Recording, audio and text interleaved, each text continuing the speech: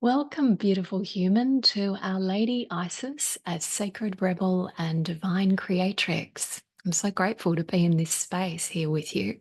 My name's Alana Fairchild, and I'm the author of what I prepared earlier, the Isis Oracle. Today, we will explore a little about the goddess Isis, some of her qualities, why we love her, why she's relevant today and has such a deep heart following with so many humans. Also, we'll have a look at what her particular blessings are and why building a relationship with her can be really beneficial for you.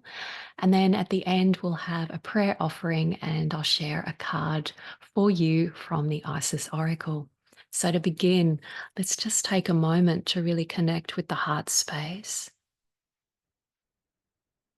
Really imagining, intending that you bring yourself fully here into this moment.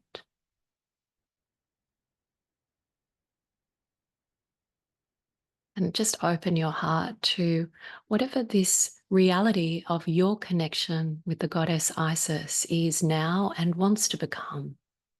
There may be a deepening that wants to happen or a revelation of some mystery that she wants to communicate to you. So just feeling that heart connection with her. And we call forth, beloved Isis, goddess of 10,000 names, you who manifest as the universal divine mother in this form of so much beauty, elegance, power, and grace. We ask for your blessings, and may these blessings benefit us and through us, all sentient beings. So be it. And just bringing your attention now fully into your heart. Welcome. Why is it that we love Isis? Why is she so relevant? There are a few reasons. The first one being her capacity for diversity. So known as the goddess of 10,000 names. A name is a signifier.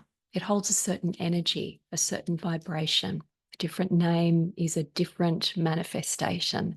So the idea of being the goddess of 10,000 names is not only a literal description of this goddess that assumes many, many forms. It's also a symbolic communication of her secret nature, which is that she can manifest, create resources, create miracles, create healing, take the particular qualities of being, whether it's a strong, active nature or a peaceful, calming nature, or a combination or variation of any of these things, whatever is necessary to accomplish the highest will.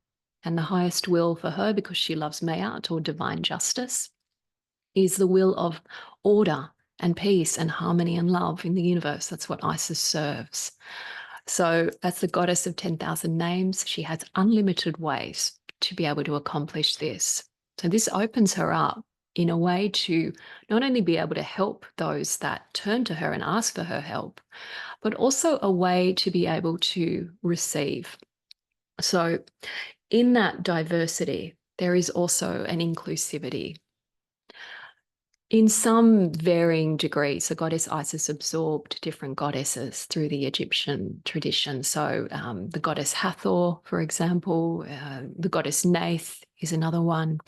Sothis or Sopdet, who's associated with the spiritual body of the star Sirius. That's another form that Isis takes.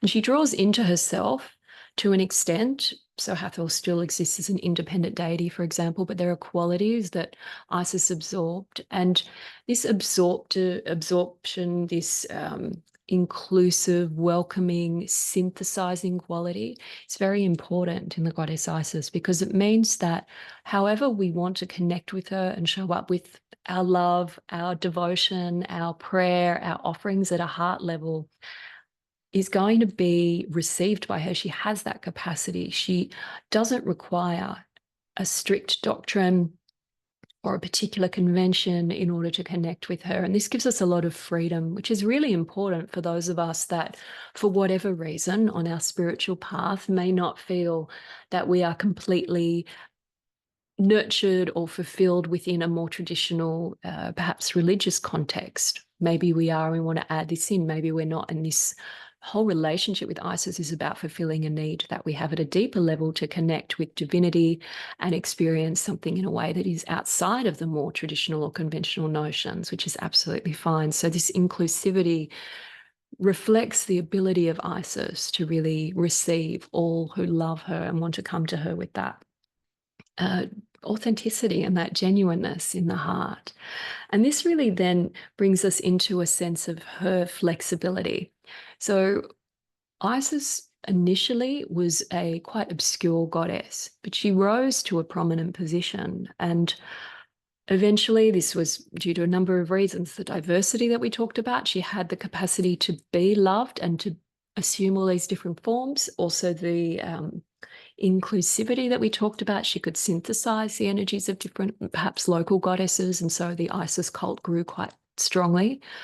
But it's also this flexible nature that she has. So in the Egyptian tradition, she's a solar goddess. In the Greek and Roman traditions, where her cult began to spread, she became a lunar goddess and had this association. Now, that's quite distinct, and yet she retained her essential qualities.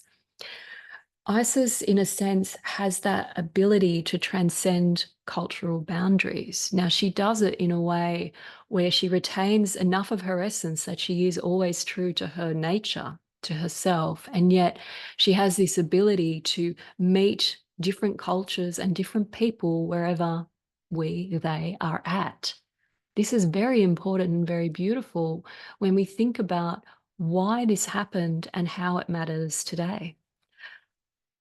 In the shifting from the Egyptian view of Isis to the Greco-Roman view of Isis, the shifting from solar to lunar, there is this kind of hint about what happened. The world was opening up. Cultures were intermingling. There was more exposure and therefore more intercultural mingling with spiritual ideas. This is very much happening in the world today.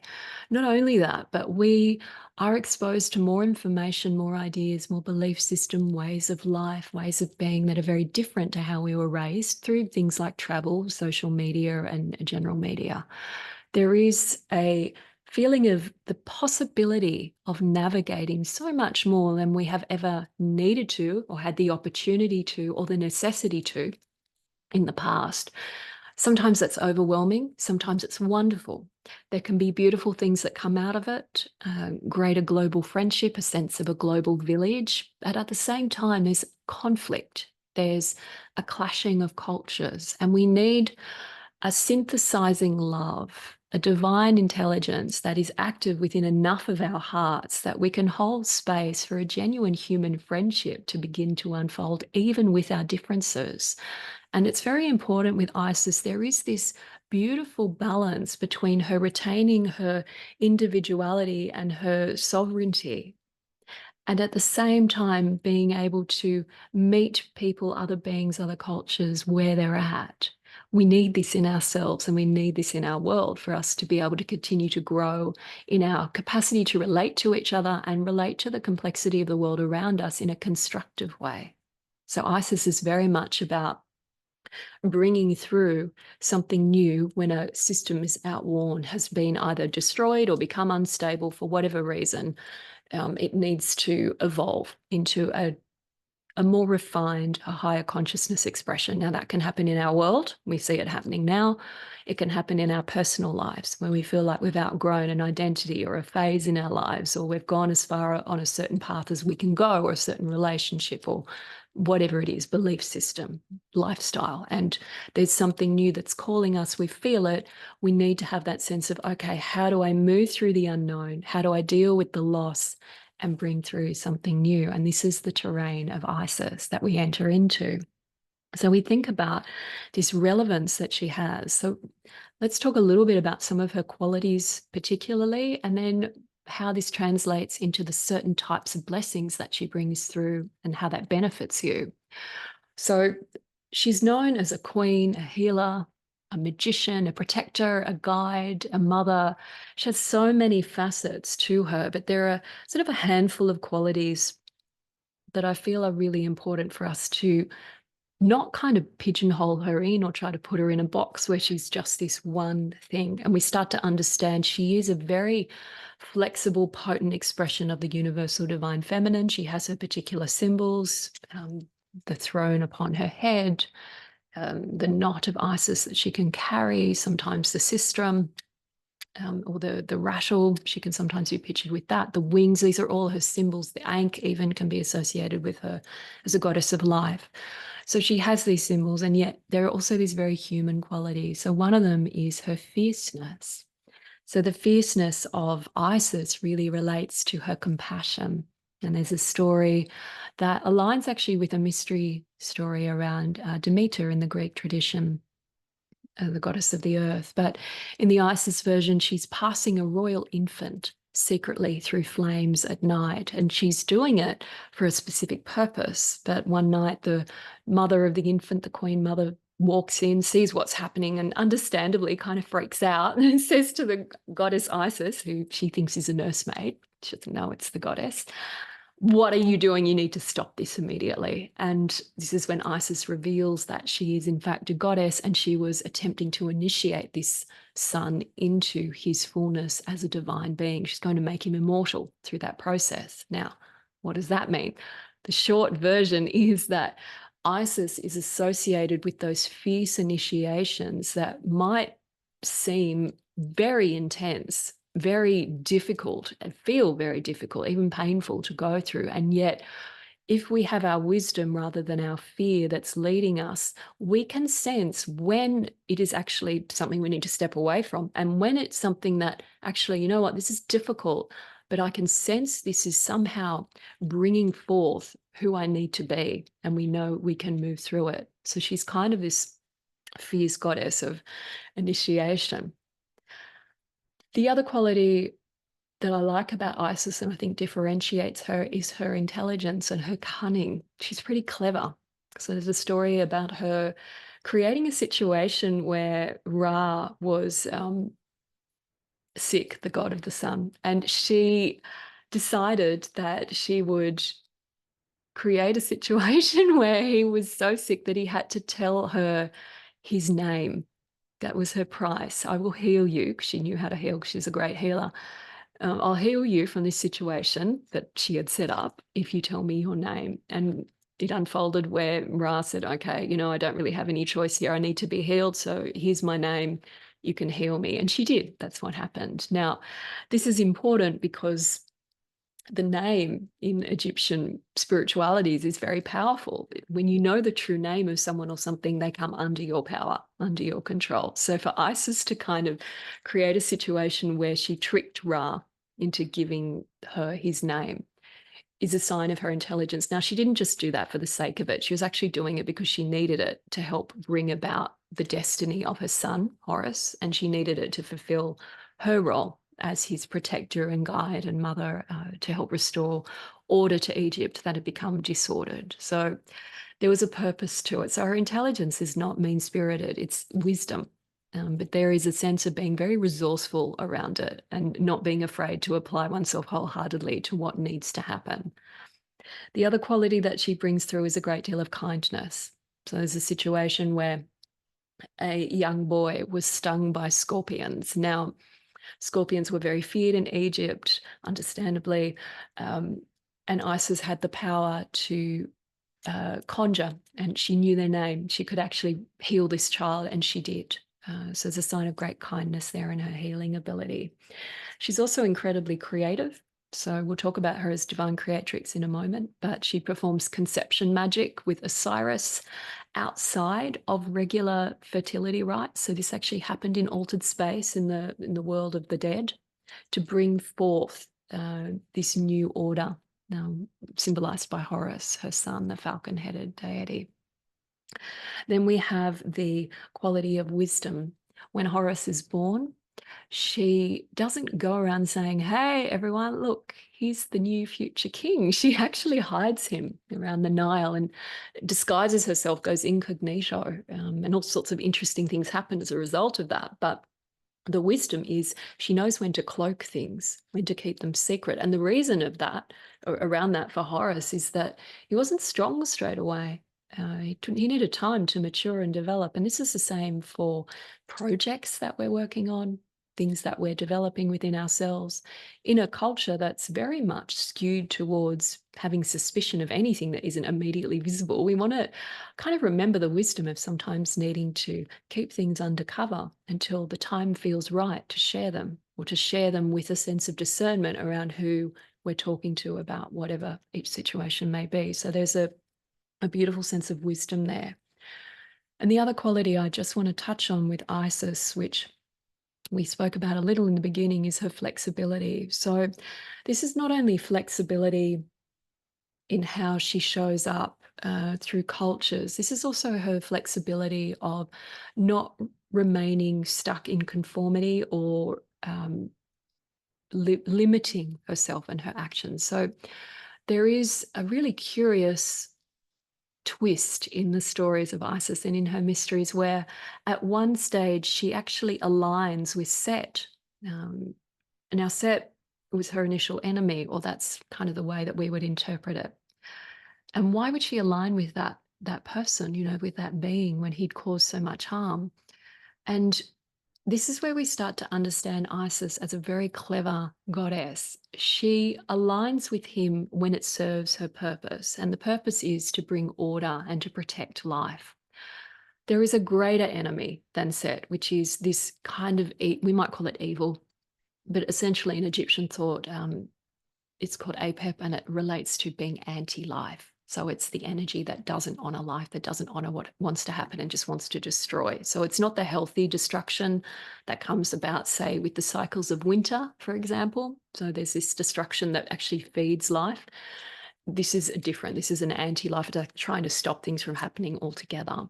So when necessary, she will not be bound by just what seems to be the right thing to do. It's not that she becomes immoral. She has a very deep sense of integrity and value, but there is this wisdom that she doesn't get stuck in stories about things. And I think for us, when we have to find a way to evolve and to move through our own self-limiting beliefs, perhaps the choices that we've made in the past that we thought things absolutely had to be this way, we can have this inspiration from her and this ability to shift our perspective to align with wisdom, and wisdom is what works. So she's very much her own being, which leads us to this idea of her as the divine creatrix and the sacred rebel.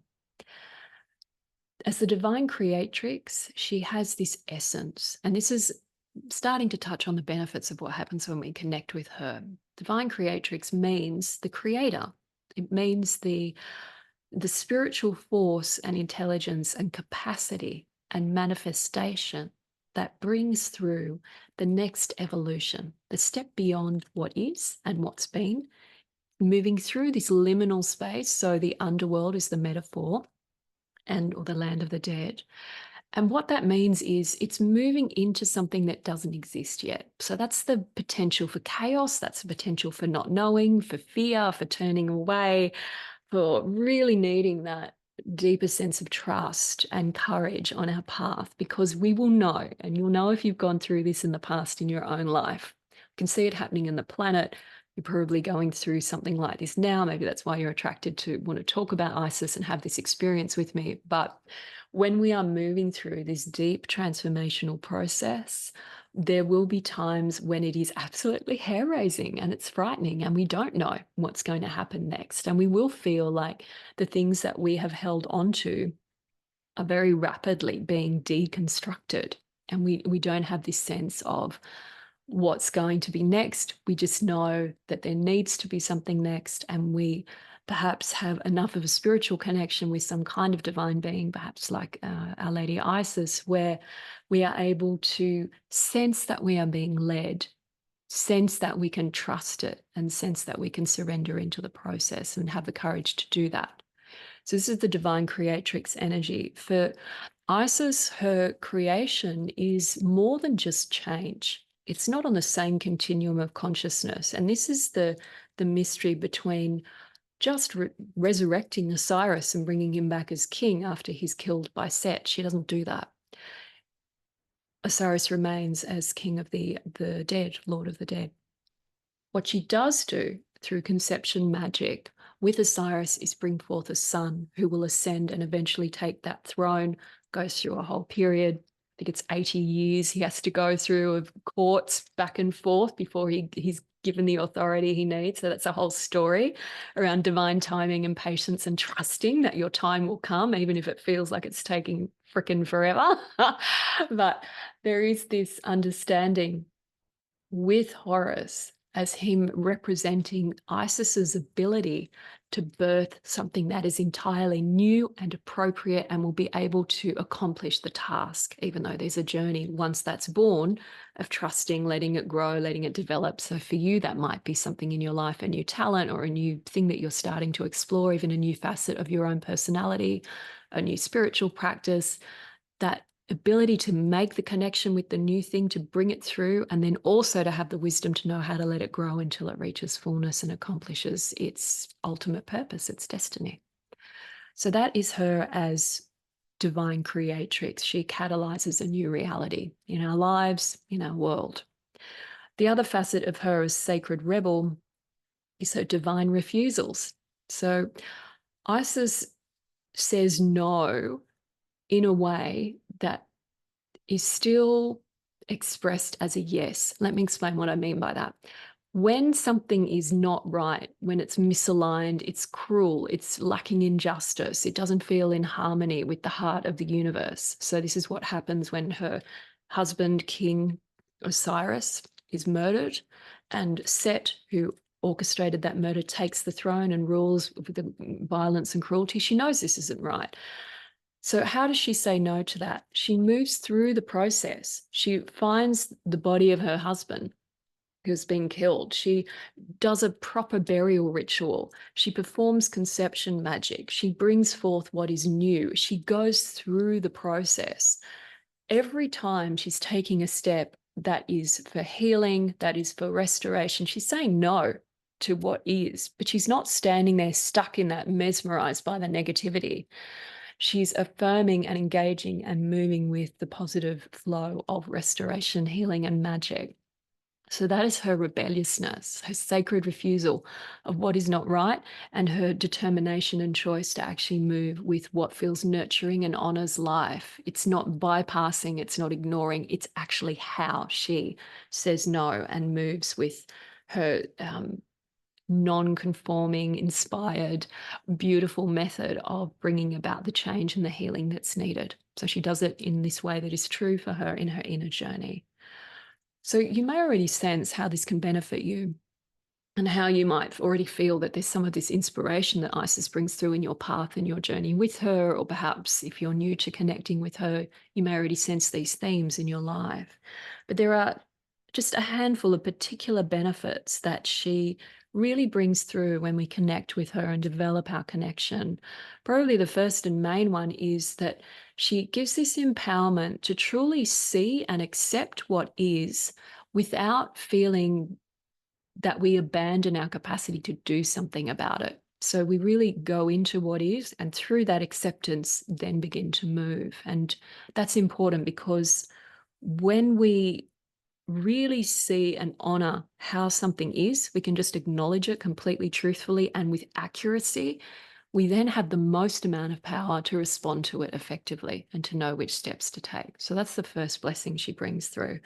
Another one that I find really just so important is that as she moves through indignity, loss, betrayal, struggle, and difficulty, her spiritual power increases. It doesn't get drained away, it doesn't decrease. She actually becomes stronger through the process. It's something that I think for all of us on a soul path can probably relate to in some way, where you might have gone through something and you come out of it, and maybe when you were going through it, you felt like you were weaker than you'd ever been before. And yet somehow as you emerge through it, healed on the other side, you're stronger as a person. How did that happen? This is this Isis mystery of actually finding that your energy grows to meet the need of overcoming a challenge in your life. So we have that capacity within us. It does require a very faithful heart that's connected in a very pure way, in a very trusting, almost childlike, completely trusting way with the divine energy of source of light, of love, of wisdom, and knowing that that's in us and with us, but that capacity is there. So Isis can really help activate, kind of actualize and bring that forth. The other thing she really helps with, and this is connected to what I've just mentioned around the divine relationship, she helps us know how to find and lean into trustworthy allies for faithful mirroring. Now, two examples of this. One is her friend and guide and mentor, the god Thoth or Thoth. So his ibis-headed god. He's also a great magician and healer. He's associated with the moon in ancient Egypt and wisdom and great learning. So he, and also her sister Nephthys. So Nephthys is a complex figure, but there's a time when Isis is going through struggles and she's really at her lowest point in this process, where Set has at one stage bound her in a spinning house. And she has this beautiful moment where Thoth appears to speak to her and is just telling her, reminding her who she is and that she doesn't actually have to be in this weakness. And then another time in the story when she is almost able to escape the spinning house, she calls forth Nephthys, her sister, and she just says, remind me who I am, remind me who I am so that I can break through. I think having this understanding that leaning into allies is not about getting people to do stuff for you, or not about thinking that you can't do it unless they're there. I love this idea that Isis teaches about the faithful mirroring. It's just knowing that you have it within you to do what you need to do. But we need our cheerleaders. We need our people that we trust and whose word means something to us. So when they actually say, hey, I actually know you can do this, there's enough that it sort of builds that strength. It gives you the clear mirror, the clear reflection of who you are and what you're capable of, rather than sometimes the nonsense that we can encounter that's most of the time unconscious, where you may have projections of inadequacy or not being able to do something that have nothing to do with you and maybe have something to do with someone else's unresolved pain or suffering. And finally, one of the qualities that really comes through as a blessing from Isis is that she teaches us how to find that sense of strength and find that sense of rising up in a positive way out of a point of suffering. All her mysteries take place in that deep place of struggle. And from that, something new emerges. So hopefully that's inspired you to want to connect with her. Let's do that now in a simple prayer offering. So just coming back to your heart, letting all of that settle, and feeling that heart connection again, that connection with Isis, as we say, "O Isis, Lady of Solar Magic, you who knows the secret name of Ra, and in the way of Hathor carry the sun in your horns, and in the way of Goddess Nath birth all that must be, kindred of Osiris, mother of Horus, encourage the divine feminine strength within all hearts, repair and revive the divine masculine capacity in all hearts with your feminine potency. The redness of timeless desert becomes purifying heat that ripens goodness and burns away falsehood. And the blackness of the delta enriched by your gift of inundation as Sopdet Sothis Sirius becomes the fertile womb that enriches and supports the seeds of sacred potential in my heart now. Orset, in your love I find myself renewed, empowered and wise. Guide me on my path for the benefit of all beings, so be it. Just resting for a moment, sensing your heart connection with Isis as a strong and glowing light in your heart. Now just receiving this message from her, this oracle card of Cartouche, Divine Names of Power. This is the card that came up for us.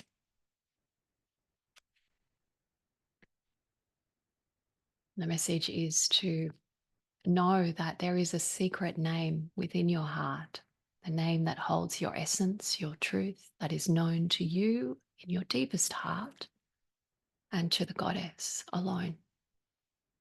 And the beautiful bond of that shared knowledge of that name, knowing that it is sacred, it is protected, it is secure, and it is loved. Really feeling how this nurtures your inner essence. Just receiving this prayer for a moment. Beloved Isis, you who know the secret and true name of this beloved soul, be here with your grace, your love, your protection, your magic, your healing. May this soul reach fruition, fulfillment, blooming like a precious flower in the desert. In the perfect time, in the perfect way, protected, infused, and blessed with your love. Through divine grace, so be it.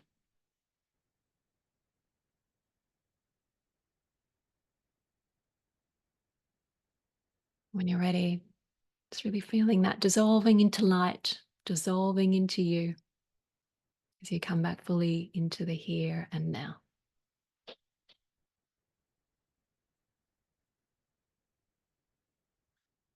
Beloved, it's so beautiful to share this experience with you. If you'd like to do more, to reach out more, have question and answers and all sorts of wonderful offerings with me, please just reach out through the website. It's such an honor to be able to share this work with the goddess Isis, our beautiful lady, and I hope that you feel her presence in your heart and in your life, and just know how special that path is. I'm so grateful for you and the light that you are actively bringing through in your world. It really does benefit all of us. So much love, dear ones. Namaste.